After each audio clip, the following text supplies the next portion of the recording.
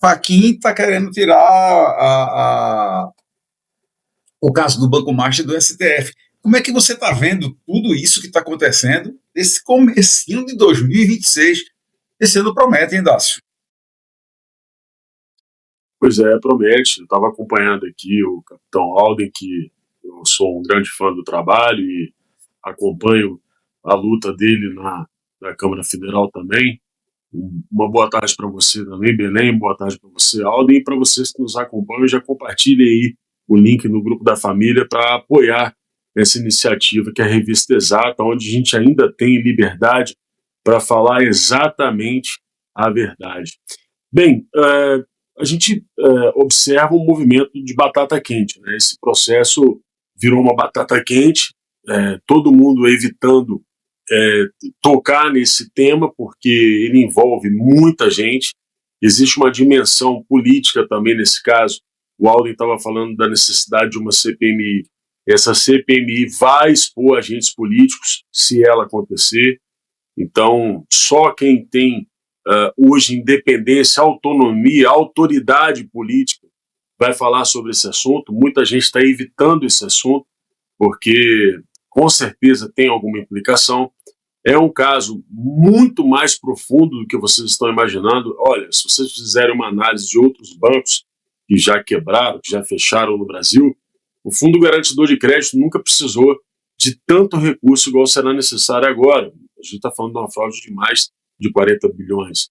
E esse banco só teve tantas operações, sobretudo em áreas previdenciárias e outras, por conta da influência de políticos.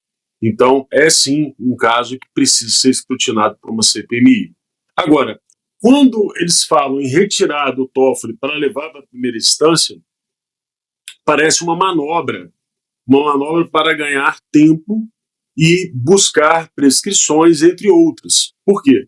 Porque a gente sabe muito bem que o STF é uma espécie de muralha para os criminosos.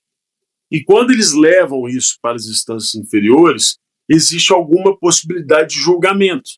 Agora, do mesmo modo, também ampliam as possibilidades de recursos.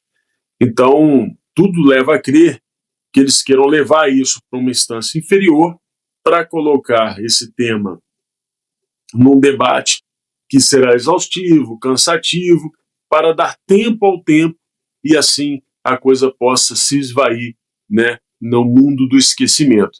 Mas acredito eu que por conta da ação dos conservadores que estão na Câmara, que estão no Senado, vários parlamentares que estão cobrando sobre esse tema, como o próprio Alden que está aqui, Marcos Polon, o Coronel Meira e tantos outros, além, é claro, de senadores como Magno Malta, Eduardo Girão, a gente não vai deixar esse assunto ser esquecido e a gente vai cobrar, né, depois, sobretudo, dessa caminhada espetacular que o Nicolas fez, cobrando também sobre esse tema, a gente terá a possibilidade de uma instalação de uma CPMI para não deixar que esse caso, ele indo para qualquer que seja a instância, seja esquecido e a gente possa apurar o envolvimento de todos os atores em todas as instâncias de poder. Eu não tenho dúvida alguma que esse caso teve a participação do Legislativo, teve a participação do Judiciário, né, e tem a participação direta do Executivo.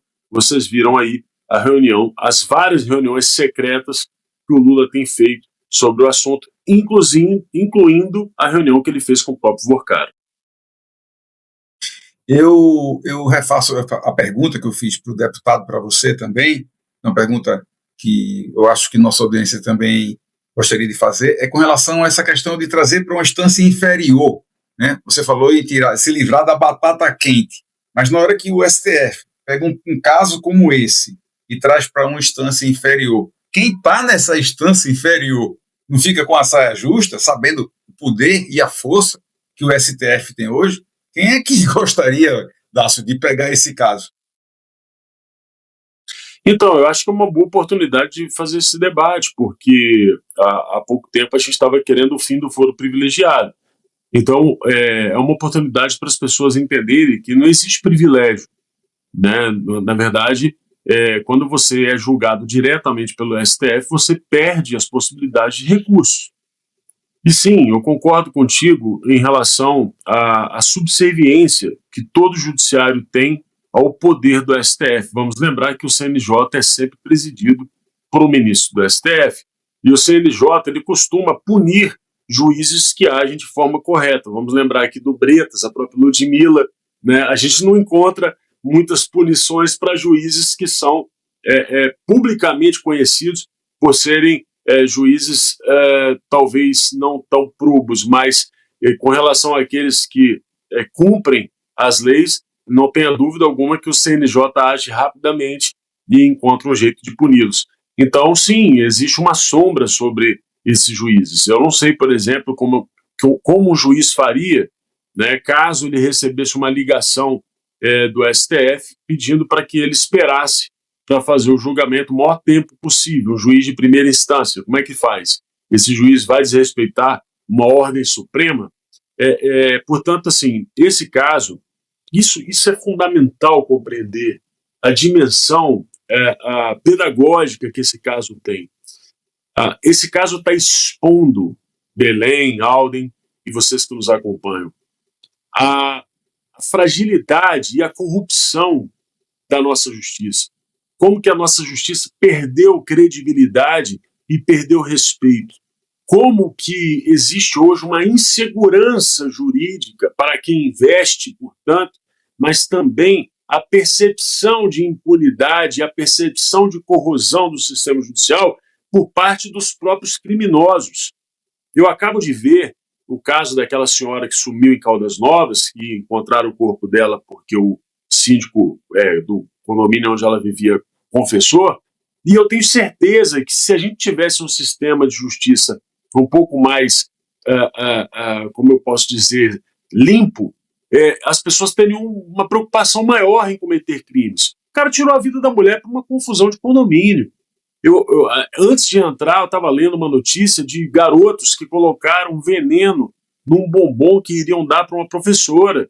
Ou seja, além da banalização da vida humana, além do esgarçamento, né, do tecido social, sob o ponto de vista da educação, dos valores, dos nossos costumes terem sido totalmente deteriorados, você tem essa perda de confiança e de respeito ao sistema de justiça que começam a contaminar toda a sociedade.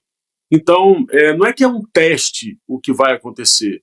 O que a gente vai assistir é como que o sistema opera para salvar os grupos criminosos que mandam no Brasil há muito tempo.